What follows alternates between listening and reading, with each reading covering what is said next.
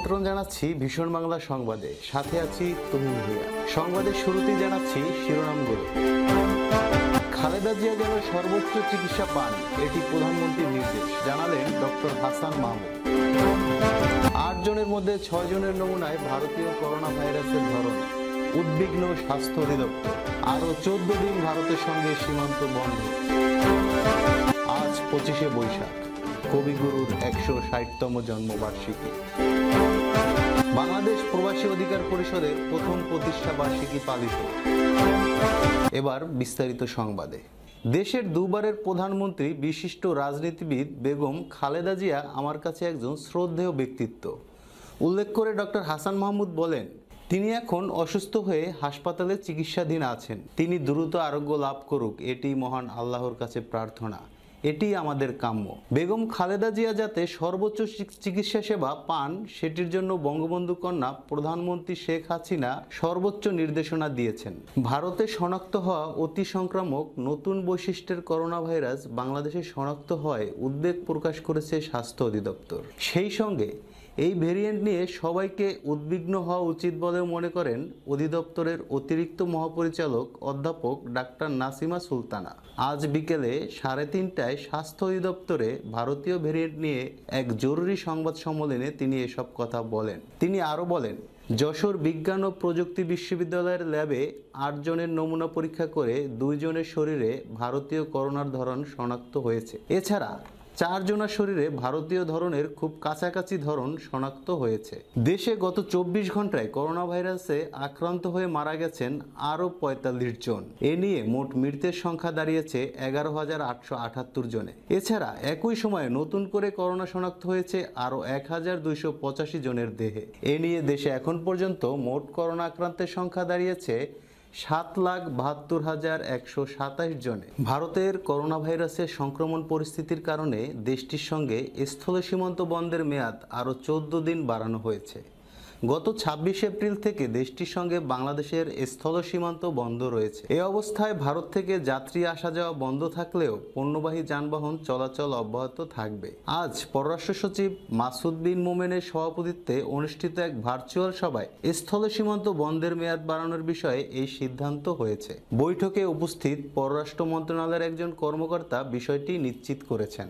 আজ 25শে বৈশাখ, বাংলা সাহিত্যের অনন্য ব্যক্তিত্ব রবীন্দ্রনাথ ঠাকুরের জন্মদিন। 1268 বঙ্গাব্দের এই দিনে কলকাতার জোড়াসাঁকোর ঠাকুর পরিবারে জন্ম কালজয়ী এ কবির। আজ কবির 160তম জন্মবার্ষিকী। বাঙালির চিরকালের সঙ্গী রবীন্দ্রনাথ। উৎসবে, সুখে, দুঃখে, সংগ্রামে, দ্রোহে তিনি সাহস ও অনুপ্রেরণা। প্রতি বছর 25শে বৈশাখ রবীন্দ্র সৃষ্টি ঘিরে চলে নানা উদযাপন। দিনটি রাষ্ট্রীয়ভাবে উদযাপিত হয়। কবির স্মৃতিধন্য কুষ্টিয়ার শিলাইদহ, সিরাজগঞ্জের শাহজাদপুর, নওগাঁর পতিশর ও খুলনার দক্ষিণ ডিহি পিঠাভোগে থাকে নানা আয়োজন। কিন্তু বৈশ্বিক মহামারীর কারণে গত বছরের মতো এবারও কোনো আনুষ্ঠানিক আয়োজন নেই। কবিগুরুর জন্মবার্ষিকী উপলক্ষে পৃথক বাণী দিয়েছেন মহামান্য রাষ্ট্রপতি মোহাম্মদ আব্দুল হামিদ ও প্রধানমন্ত্রী শেখ হাসিনা। কবিতা, উপন্যাস, গল্প, প্রবন্ধ, নাটক, ভ্রমণ কাহিনী, সঙ্গীত, শিশু সাহিত্য সহ সাহিত্যের নানা শাখায় রবীন্দ্রনাথ ঠাকুরের অবদান অতুলনীয়। হাঁটি হাঁটি পা পা করে নানা চড়াই উতরাই পেরিয়ে 2য় বর্ষে পা রাখল বাংলাদেশ প্রবাসী অধিকার পরিষদ। 8ই মে প্রথম প্রতিষ্ঠাবার্ষিকী উপলক্ষে ছিন্নমূল ও অসহায় মানুষদের মাঝে ইফতার বিতরণ করেছে সংগঠনটি। গত 1 বছরে প্রবাসীদের অধিকার রক্ষা ও দেশবাসীর কল্যাণে নানা গুরুত্বপূর্ণ ভূমিকা পালন করে আসছে সংগঠনটি। বাংলাদেশ প্রবাসী অধিকার পরিষদের সকল স্তরের নেতাকর্মী ও দেশের খ্যাতনামা জ্ঞানীগুণী ব্যক্তিবর্গের উপস্থিতিতে নানা কর্মসূচি পালনের মধ্য দিয়ে প্রথম জন্মবার্ষিকী উদযাপনের প্রবল ইচ্ছা থাকা সত্ত্বেও বিশ্বব্যাপী করোনা মহামারীর ভয়াল সংক্রমণ থাকার কারণে ভার্চুয়ালি